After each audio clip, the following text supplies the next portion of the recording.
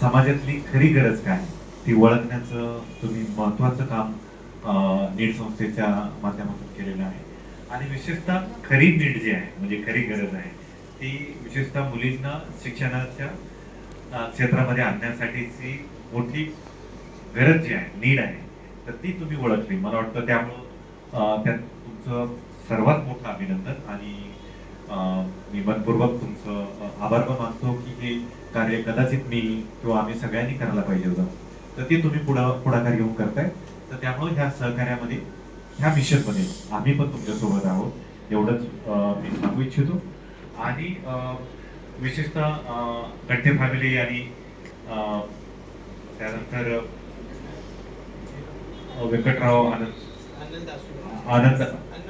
आनंदासुला फॅमिलीने जे काही आपल्याला सहकार्य केलं, तर मला वाटतं की असे हजारो हात पुढे आले तर तेव्हा भारतामधून लाखो विद्यार्थिनी मुली घराघरातून गावागावातून ह्या उभा राहतील आणि त्यातूनच खरा उद्याचा भारत घडेल, ही मला नक्कीच आशा आहे. आणि त्यासाठी जे काही मदत लागेल त्यासाठी वातावरण संस्था किंवा आम्ही फॅमिली म्हणून तर त्यासाठी नक्कीच पुढे येण्यासाठी तयार आहोत. आणि तुम्ही तसा हे करा.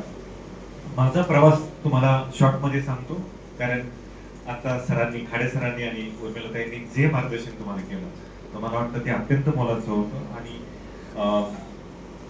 एका बाजूला करिअर घडवण्याचं आणि जीवन घडवण्याचं, हे मुलगी म्हणून, महिला म्हणून किंवा आपण मनुष्य म्हणून, माणूस म्हणून जे काही खऱ्या अर्थानं जे काही तुम्हाला बाळकडू दिले, तर मला वाटतं हे नक्कीच तुमच्या आयुष्यामध्ये हे तुम्ही लिहून ठेवा, रेकॉर्ड करून ठेवा. आज संध्याकाळी घरी गेल्यानंतर तुम्ही शांत डोक्यानं विचार करा की काय आपल्याला उर्मिलाताईंनी सांगितलं, खडे सरांनी काय सांगितलं.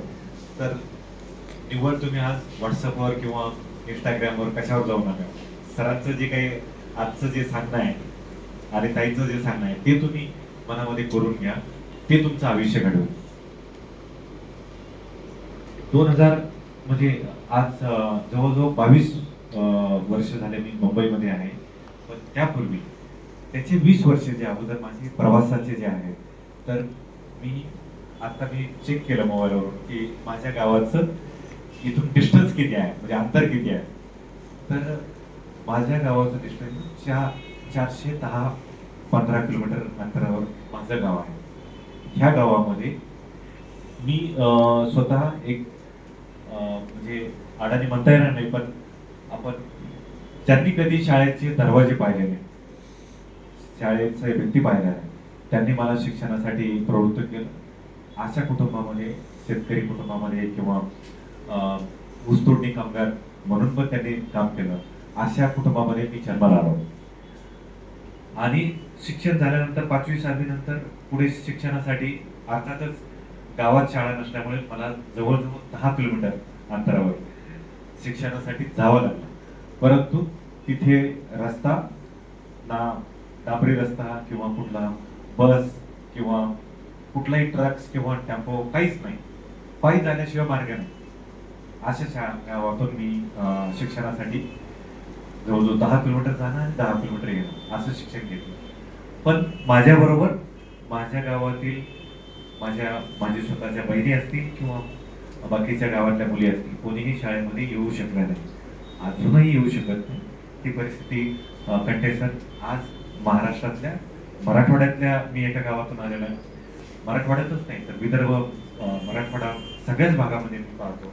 आणि भारतभरातल्या विविध संस्थांमध्ये काम करत असताना ओडिसा, छत्तीसगड, झारखंड, राजस्थान, उत्तर प्रदेश, बिहार, सगळ्या राज्यामध्ये आज 15 पेक्षा पट शाळेतला मुलांचा पट